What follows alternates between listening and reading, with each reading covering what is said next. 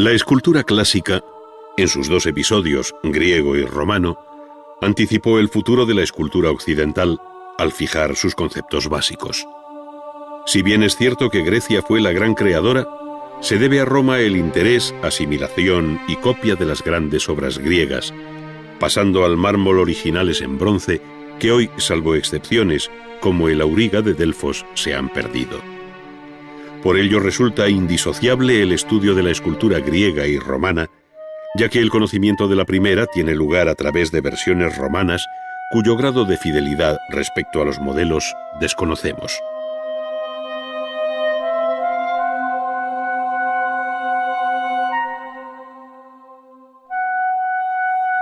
Dentro del arte griego, la escultura es, de las tres artes mayores, la que mejor permite seguir su proceso evolutivo, pues partiendo de un largo período conocido como arcaico, la escultura puso especial empeño en la búsqueda de un arte normativo y canónico a través de las figuras masculina y femenina, llámense kuroi, atletas o dioses. El hecho es que la escultura griega emprendió la senda de la estética idealista frente al mundo real, creando una segunda naturaleza en la que el escultor aspiraba a fijar un ideal de belleza basado en el principio de la simetría, que para los griegos era la relación de las partes entre sí y la de éstas con el todo.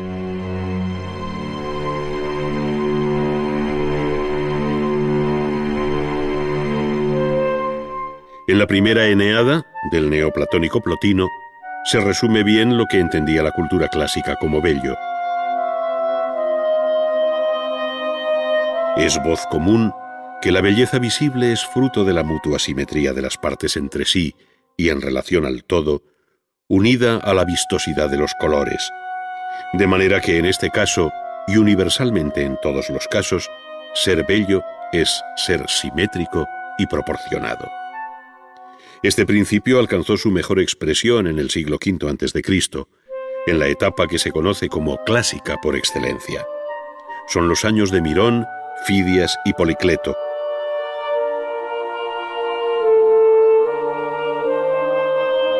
En la centuria siguiente se produjo una relajación del canon clásico, experimentando nuevas relaciones de proporciones e ideas que pueden entenderse como un manierismo que por último desembocaría en la etapa final del arte griego conocida como helenística y que no es sino el final brillante y barroco del arte griego. Es decir, arcaísmo, clasicismo, manierismo y barroco como profético anticipo del discurrir formal del futuro arte europeo y como señal evidente de la originalidad e independencia del arte griego con respecto a todos los procesos artísticos conocidos hasta entonces. Dos de las más conocidas esculturas arcaicas se encuentran actualmente en el Museo del Louvre: la Dama de Auxerre, del siglo VII, y probablemente procedente de un taller cretense, y la llamada Era de Samos, del siglo VI y de escuela jónica. Ambas muestran una rigidez y falta de movimiento absolutas, llevando los brazos pegados al cuerpo y recordando las esculturas más antiguas que se hacían en madera y se veneraban en los templos, los xoana.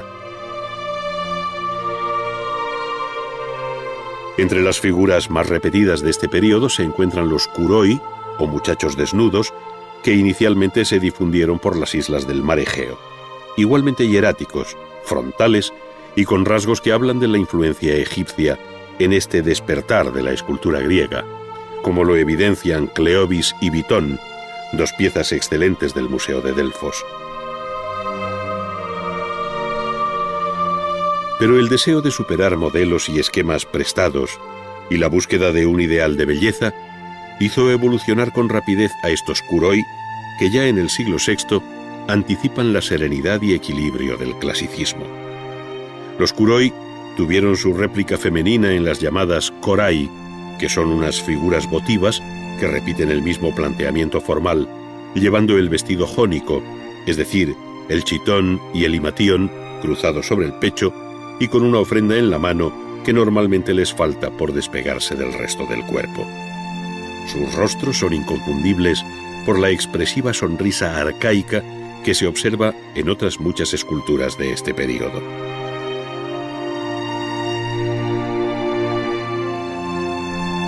El paso del arcaísmo al clasicismo fue relativamente breve, y ya en la primera mitad del siglo V se observan novedades, como el mejor estudio de la anatomía y la tendencia a proporciones más elegantes, si bien aún subsiste cierto embaramiento que resta naturalidad a las esculturas, como le sucede al efebo de Critios. Si se compara este con el Doríforo de Policleto, cabe apreciar el profundo cambio experimentado en unos pocos decenios. En el Doríforo, conocido también como el Canon, por ser el modelo en el que el autor compendiaba las medidas óptimas e ideales del clasicismo, Policleto no solo fijó minuciosamente la relación proporcional de cada una de las partes del cuerpo, cuya altura total era la de 7 cabezas,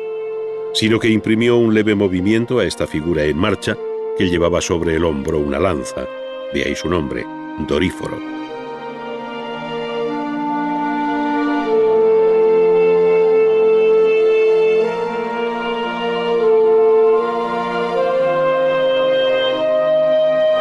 Otro tanto hizo en su diadúmeno, captado en el momento de ceñirse la cinta de vencedor sobre la frente, donde se hace igualmente patente la fuerte articulación de su anatomía.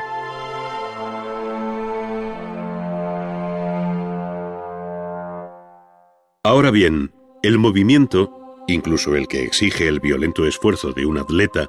como el discóbolo de Mirón, no llega nunca a descomponer la estructura muscular, que se mantiene plana, ni el rostro, que no expresa la energía precisa para lanzar el disco. Es ciertamente un cuerpo en tensión, pero no descompensado. No acusa el esfuerzo, resulta ingrávido, potente sí, pero en un equilibrio absolutamente controlado por el escultor, que busca plasmar su ideal de belleza en un paradójico movimiento en reposo.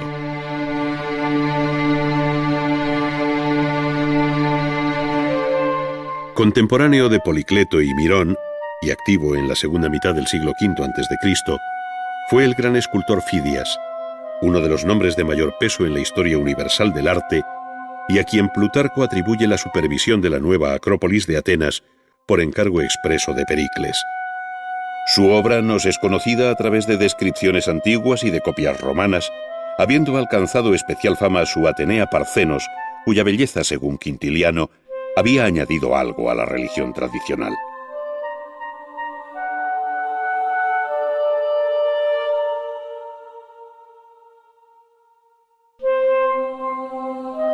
Pero el conjunto que mejor permite hoy captar el arte insondable de Fidias es el que se concibió para vestir la arquitectura del Partenón en sus frontones, metopas y gran friso interior, si bien por desgracia apenas queda nada in situ, debiendo buscar sus fragmentarias piezas en distintos museos de Europa.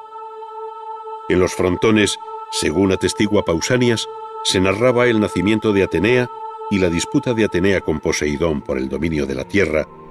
cuyas figuras son exentas y en las que cabe contemplar aquella técnica llamada de los paños mojados, que Fidias utilizó prodigiosamente para hacer ver bajo las ropas las formas llenas del cuerpo femenino.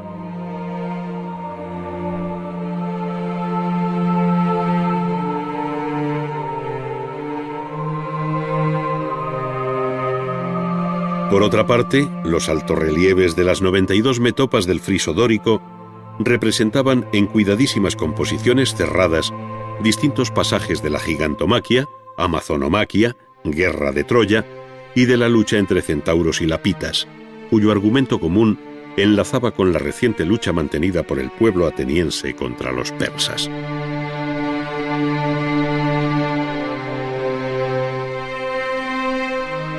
En Atenas,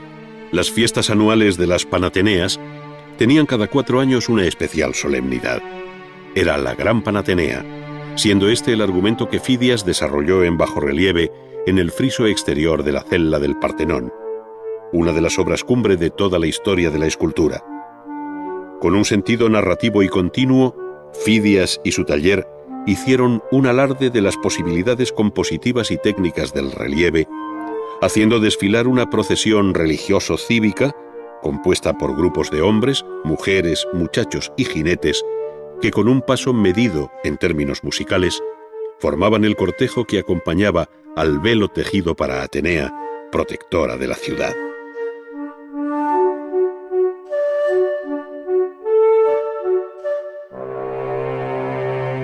El deseo de superación y búsqueda del arte griego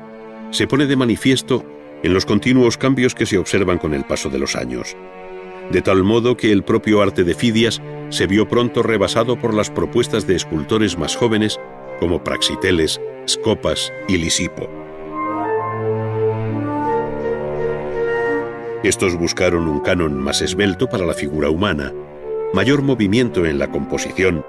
al tiempo que abordaron el desnudo femenino, como deja ver la serie de variantes que conoció la diosa Venus, tantas veces copiadas en los talleres romanos, siendo este uno de los temas recurrentes del período helenístico, al que con el interés por lo anecdótico propio de este momento, no dudaron los escultores añadir otras figuras formando curiosos grupos.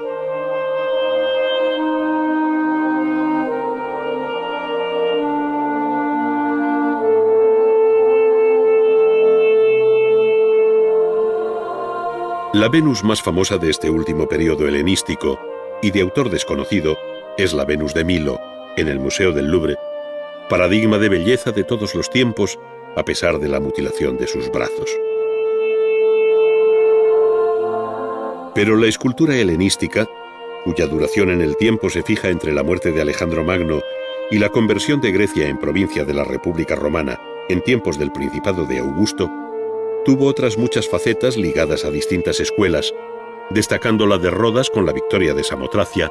donde es evidente la herencia de Fidias y la mencionada técnica de paños mojados que dejan ver el atractivo cuerpo de la Victoria alada, si bien con una energía y dramatismo que no interesaron al gran escultor ateniense.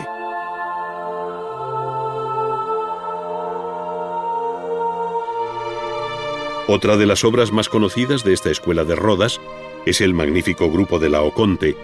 cuyo original en bronce conocemos a través de la copia romana hallada en 1506. La escultura se atribuye, según Plinio, a tres artistas, a Gesandro, Atenodoro y Polidoro, quienes recogieron no solo el dolor físico de Laoconte, sino el sufrimiento interior al ver morir a sus hijos por culpa suya al ser castigado por Apolo. El grupo original debe ser de finales del siglo III o principios del siglo II antes de nuestra era. Fue una de las obras más representativas y barrocas de la escultura griega por su realismo dramático. La fuerza, el movimiento violento, la expresión dramática y la descripción realista de cuerpos y objetos caracterizaron buena parte de la escultura helenística, siendo la escuela de Pérgamo la que encarna igualmente esta tendencia en los relieves del altar de Zeus, hoy en un museo de Berlín, donde se cuenta la terrible lucha entre los dioses y los gigantes. Qué lejos quedan las planas musculaturas de Policleto y Mirón, pero sin ellos hubiera sido imposible llegar hasta aquí.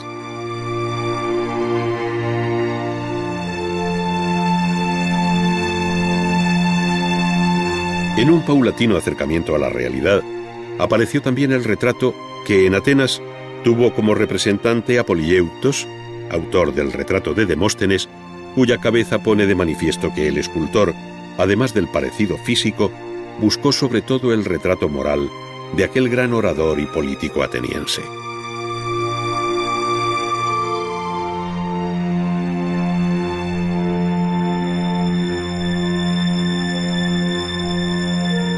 La influencia de la escultura griega fue grande en toda el área mediterránea, siendo los propios etruscos especialmente sensibles a su arte, que con un cierto retraso repite desde las fórmulas propias del arcaísmo, con su sonrisa y pliegues geométricos de las ropas, hasta los desenfadados modelos alejandrinos. Desde el punto de vista técnico, la mayor diferencia estriba en que los etruscos trabajaron con especial habilidad el barro cocido, con el que hicieron obras prodigiosas, sin que por ello desconocieran la técnica de la fundición del bronce en hueco, con la que se hicieron extraordinarios animales, como la conocida quimera de Arezzo, o figuras de una gran naturalidad como el arringatore, vestido con una toga, y cuyo realismo adelanta una de las constantes del arte romano.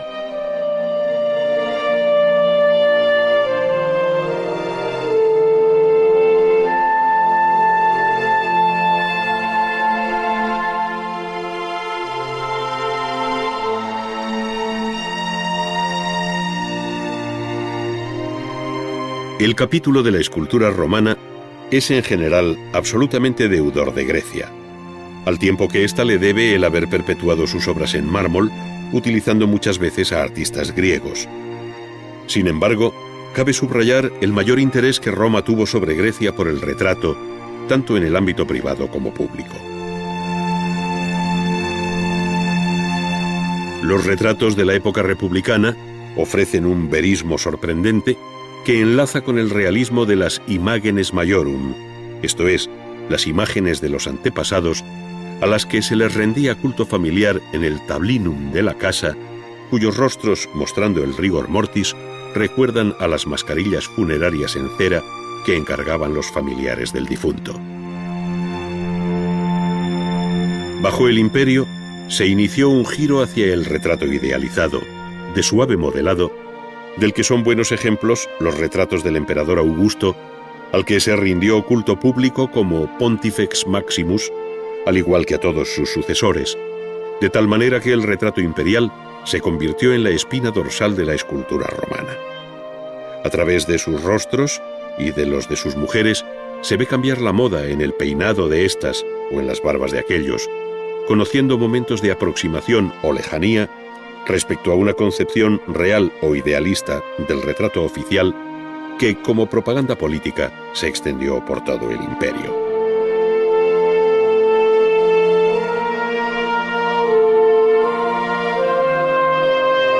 En relación con el relieve, la escultura romana alcanzó su más alta cota con los relieves que visten exteriormente el Ara Pacis, obra singular de los años de Augusto, y sin duda influida por el arte griego de Fidias y muy concretamente por la procesión de las Panateneas del Partenón, en la serie de sacerdotes y hombres togados que desfilan hacia el altar de la paz.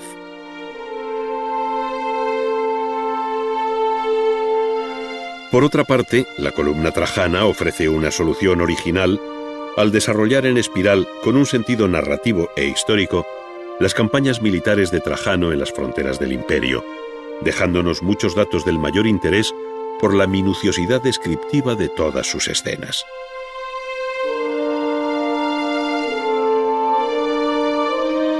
Absolutamente nuevo y sin antecedentes en la escultura griega, resultan ser los relieves funerarios sobre los frentes de los sarcófagos, entre los que siempre se admirará el llamado sarcófago Ludovisi,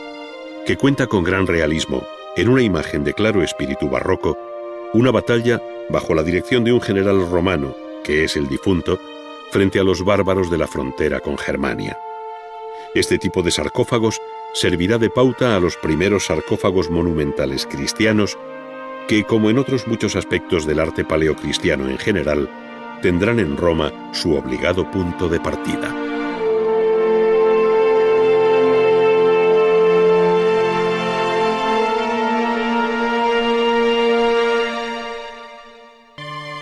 En el campo de la escultura,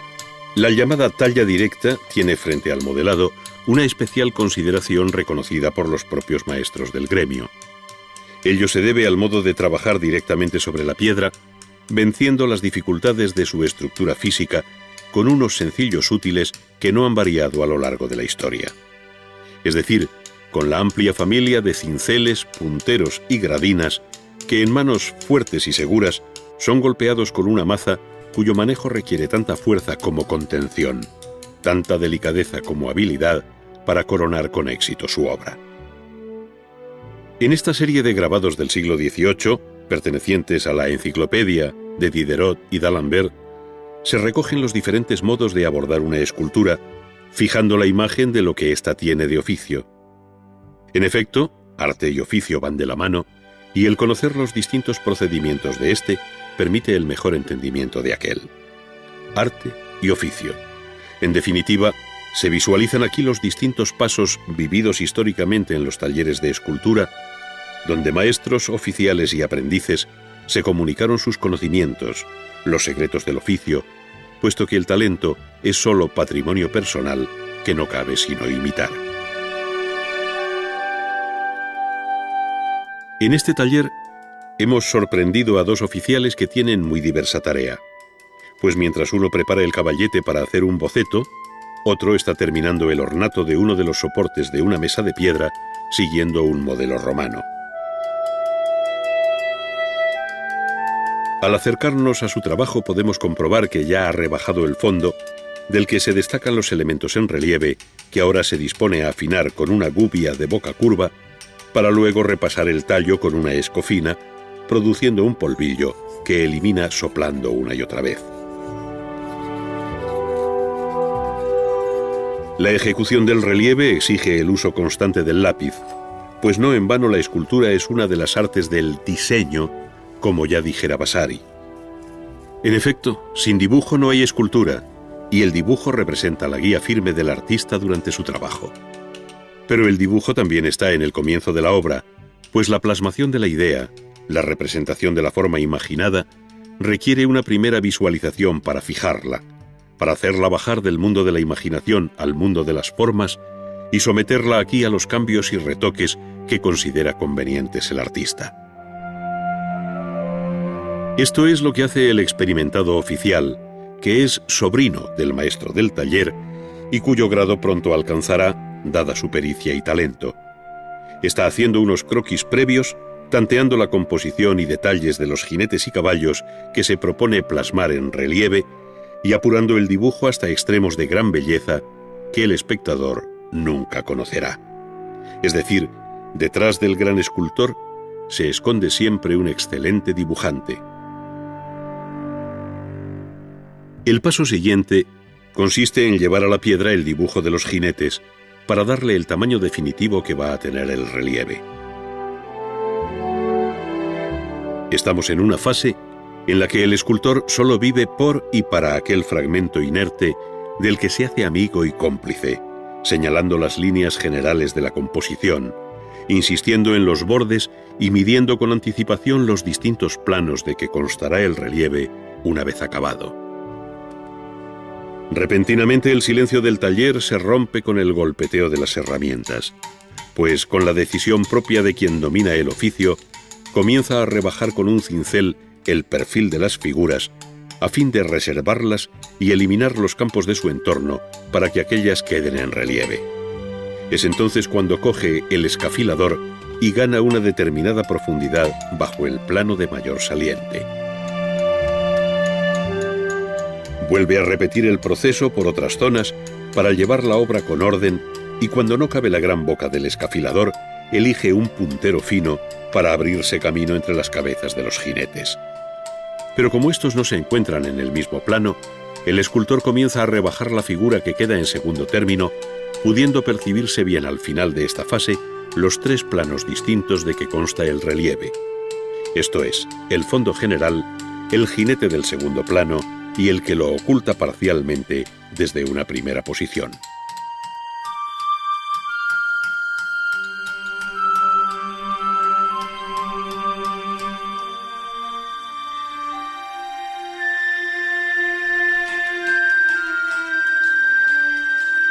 Entretanto, su compañero, que tiene encomendadas tareas de tipo ornamental, está trabajando un capitel o ménsula con hojas que recuerda a los prototipos góticos. Cambiando la gubia por la media caña y esta por el cincel o la gradina según requiera la fase de trabajo en que se encuentre, no deja de utilizar el lápiz, como ya hiciera anteriormente, para marcar en la piedra los perfiles y aristas de las hojas, a fin de no perder la referencia básica del modelo que también ha dibujado con anterioridad.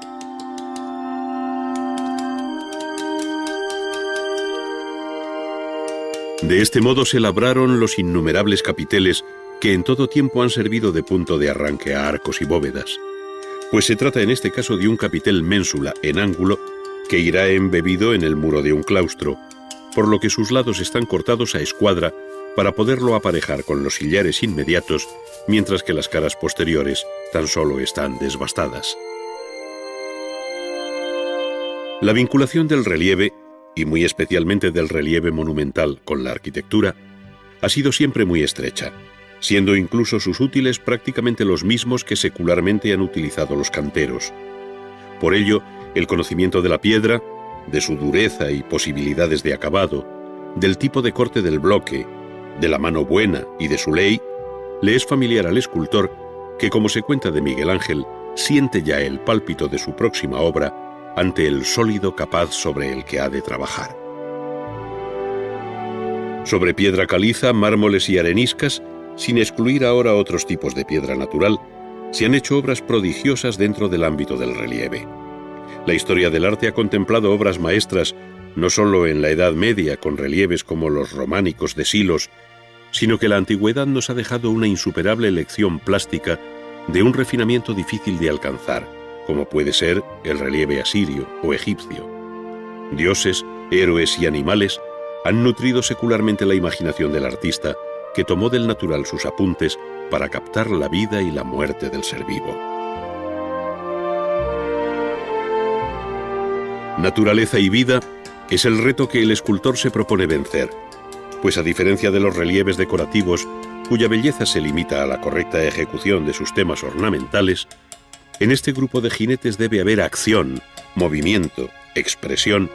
y ello no cabe posponerlo por más tiempo. De ahí que el escultor se identifique cada vez más con su trabajo, tallando la piedra con orden, sí, pero también con energía vivificadora, sacándole todo el partido posible a sus herramientas, que obedecen como si fueran prolongación de las propias manos. Ha llegado el momento de comenzar el modelado interior de las figuras. De aquí que el cambio de herramientas sea continuo. El cincel para cortar, la escofina para afinar las superficies, la gubia para abrir largas cuencas, la gradina, con su inconfundible huella estriada, para morder esta piedra caliza de compacta estructura, y por encima de todo el lápiz, siempre el lápiz, para repasar y fijar las formas. De este modo la línea se vuelve volumen y el antiguo dibujo plano va cobrando un valor tridimensional.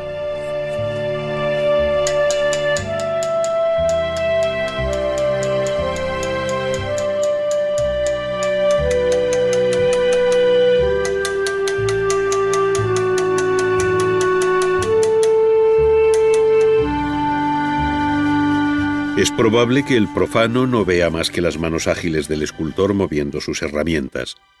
pero se debe llamar la atención sobre el modo en que, por ejemplo, se hace resaltar sobre el vientre del caballo músculos y venas por el procedimiento ya comentado de reservar y rebajar su contorno. Es este uno de los muchos matices del trabajo que en ocasiones obedecen a recetas de taller para conseguir determinados efectos que contribuyen precisamente a insuflar vida a la obra. Aunque se ha visto apurar algunos detalles, lo aconsejable es llevar el tajo por igual para dominar los distintos planos. Por esta razón, el escultor coge de nuevo la poderosa gradina para morder toda una zona de la que surgirá la cabeza y brazo del primer jinete, remedando la actitud de algunas de las figuras que aparecen en el célebre friso de las Panateneas. La obra se hace cada vez más delicada, de tal forma que un error puede resultar ya fatal porque no hay materia sobre la cual rectificar. Gubias, cinceles y escofinas producen mucho polvo que el escultor sopla en un gesto que tiene mucho de genesiaco, pues parece insuflar vida al relieve.